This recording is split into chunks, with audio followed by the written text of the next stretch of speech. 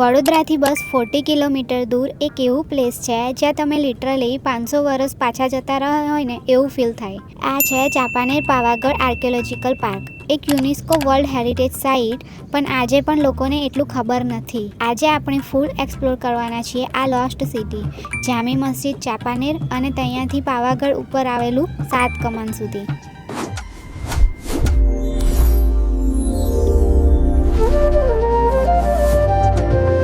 આપણી journey start કરી વડોદરાથી અને ઓનેસ્ટલી રોડ એકદમ સ્મૂથ છે.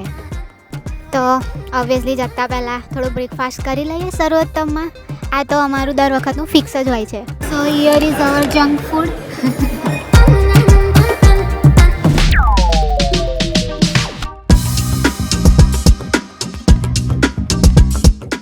તો સૌથી પહેલાં આપણે પહોંચી ગયા ચાંપાનેર આર્કિયોલોજીકલ પાર્ક. હવે અહીંયા એન્ટ્રી ટિકિટની વાત કરું ને તો 35 રૂપીઝ એન્ટ્રી ટિકિટ છે પર પર્સન, એટલે બજેટમાં ફૂલ હિસ્ટોરિકલ એક્સપિરિયન્સ મળી જશે.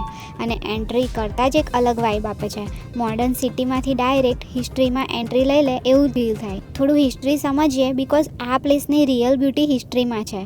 ચાંપાનેર ઓરિજિનલી એક હિન્દુ સિટી હતી. પછી સુલતાન મુહમ્મદ બેગડાએ 15મી સેન્ચુરીમાં આ જગ્યા કેપ્ચર કરી અને તેમને આ પોતાની કેપિટલ બનાવી.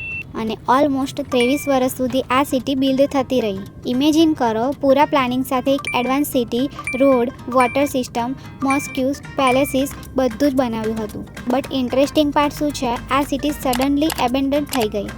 રીઝન્સ ક્લિયર નથી, પણ એક્સપર્ટ્સ કહે છે કે પોલિટિકલ ચેન્જીસ અને કેપિટલ શિફ્ટ થતાં આ જગ્યા ધીમે ધીમે ખાલી થઈ ગઈ. એટલે આજે પણ આ જગ્યા એક ટાઈમ કેપ્સ્યુલ જેવી લાગે છે. 2004માં યુનેસ્કોએ આને વર્લ્ડ હેરિટેજ સાઇટ ડિક્લેર કરી બિકોઝ આ જગ્યામાં હિન્દુ પ્લસ ઇસ્લામિક આર્કિટેક્ચરના યુનિક કોમ્બિનેશન મળે છે. હવે આપણે પહોંચીએ છીએ આ વ્લોગની હાઇલાઇટ જામી મસ્જિદ. સિરિયસલી આ મસ્જિદ જોઈને તમે શોક થઈ જશો. 500+ વર્ષ પુરાની આ મસ્જિદ સુલતાન મોહમ્મદ બેગડાએ બિલ્ડ કરી હતી. જો તમે ડિટેલ્સ નોટિસ કરો તો તમને હિન્દુ ટેમ્પલ સ્ટાઇલની કાર્વિંગ્સ પણ દેખાશે. ઇનસાઇડ એપ્રોક્સ 170 પિલર્સ છે અને આ બધા પરફેક્ટલી અલાઇન છે. ફ્રન્ટમાં જે મિનારાસ છે ને એ એકદમ સિમેટ્રિકલ ડિઝાઇનમાં છે. અને સૌથી ઇન્ટરેસ્ટિંગ પાર્ટ તો જાલી વર્ક. સ્ટોનમાં એટલી ફાઇન ડિઝાઇન છે ને કે સનલાઇટ અંદર આવે ને ત્યારે એક બ્યુટીફુલ પેટર્ન ક્રિએટ થાય છે.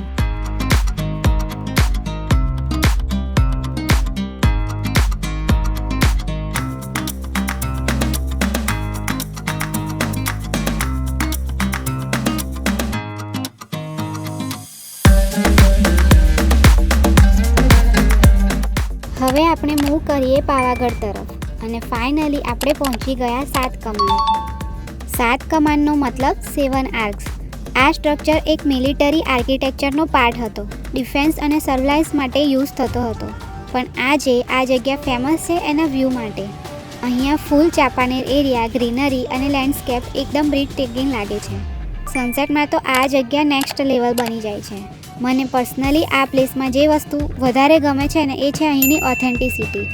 અહીંયા ઓવર કોમર્શિયલાઇઝેશન નથી, એટલે તમે એકચ્યુઅલ હિસ્ટ્રી ફીલ કરી શકો છો. અને બીજી જગ્યાઓ જેવું હેવી ક્રાઉડ પણ નથી, એટલે પીસફુલ એક્સપ્લોરેશન પોસિબલ છે. આ એક પરફેક્ટ કોમ્બો છે, હિસ્ટ્રી પ્લસ નેચર પ્લસ કામ વાઇબ્સ. કમ્પ્લીટ ટ્રાવેલ ગાઈડની વાત કરું તો ટોટલ ડિસ્ટન્સ વડોદરાથી 40 કિલોમીટર છે અને આર્કિયોલોજીકલ પાર્કમાં એન્ટ્રી ફીસ છે 35 રૂપીઝ. ટાઈમ રિક્વાયર્ડ છે એક્સપ્લોર કરવા માટે 4 to 6 અવર્સ. અને બેસ્ટ ટાઈમ છે, તમે ઓક્ટોબરથી ફેબ્રુઆરીમાં વિઝિટ કરી શકો છો. અને મોર્નિંગમાં આવશો તો વધારે સારું, તો હીટ અવોઇડ થશે.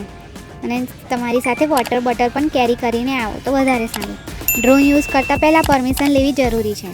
સો ગાઈઝ, જો તમે ગુજરાતમાં છો અને એક યુનિક પ્લેસ એક્સપ્લોર કરવા માંગતા હોવ તો ચાંપાનેર ડેફિનેટલી લિસ્ટમાં એડ કરજો. આ પ્લેસ હિસ્ટ્રીથી પણ વધુ એક ફિલિંગ છે. If you enjoy this vlog, like કરો, શેર કરો અને ચેનલને સબસ્ક્રાઈબ કરવાનું ભૂલતા નહીં. મળીએ છીએ નેક્સ્ટ વ્લોગમાં. Till then keep exploring, keep smiling. By.